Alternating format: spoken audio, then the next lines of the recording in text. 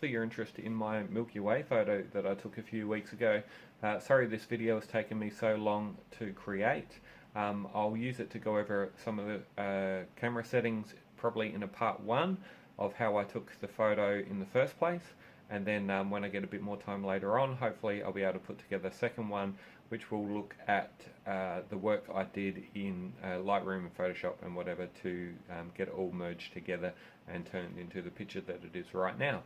Anyway, this video will be about the camera settings, so bear with me and let's get into it. Okay, I'm going to go over some of the things I have in order to take this photo. So basically what I've got is a tripod. You need to have a pretty sturdy tripod for any night photography because you're going to be taking long exposures. So grab yourself one of them.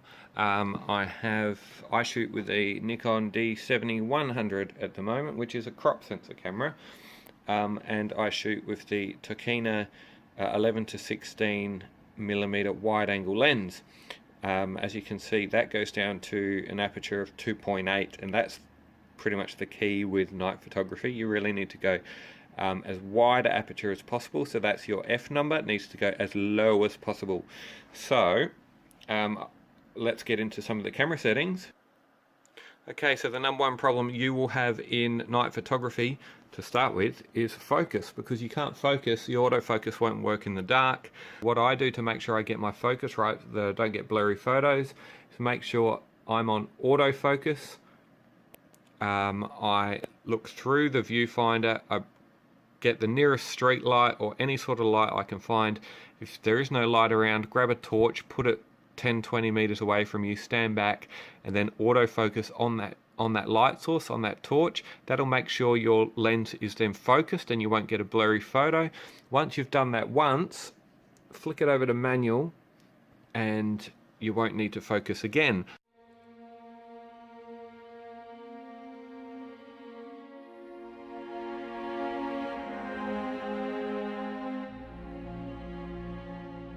Okay, now I'll just go into some of the quick settings I use to take this photo. So, as I said, your f-stop needs to be as low as possible. This lens goes down to 2.8, right there.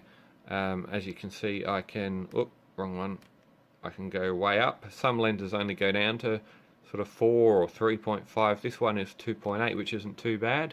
You have to have that nice and wide at a low number to be able to get the stars.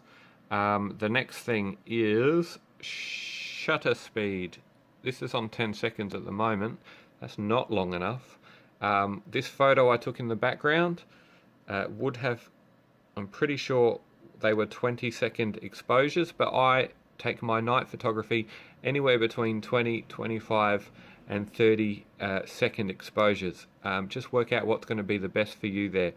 The next is, of course, your ISO. Now your ISO, I shoot night photography, astrophotography, somewhere between 1600 ISO and about 3200 ISO. I think this photo in the background was about 2000, maybe just over ISO when I took the photo.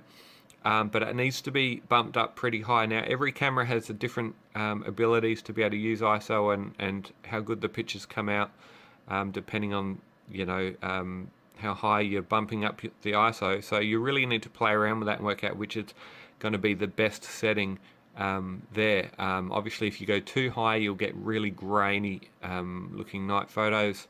If you go too low you won't get any of the details in the stars either. So what you want is exactly that, about 20 seconds as I've got, f2.8, 2000, that would be a really good starting point, and then you can adjust these numbers.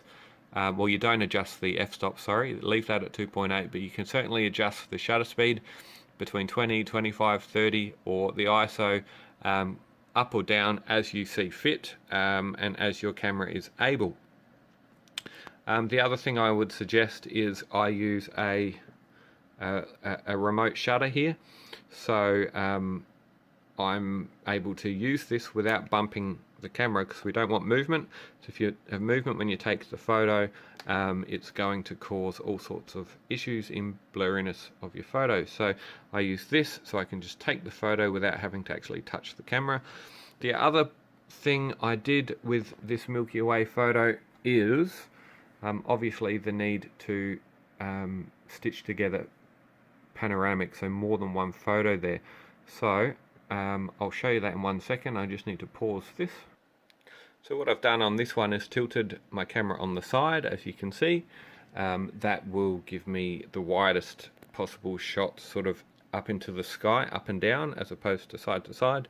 And quite simply, with this photo here in the background, all I did is, with those settings, I would take the first photo like that, wait 20 seconds, then I have a little knob here that allows me to pivot.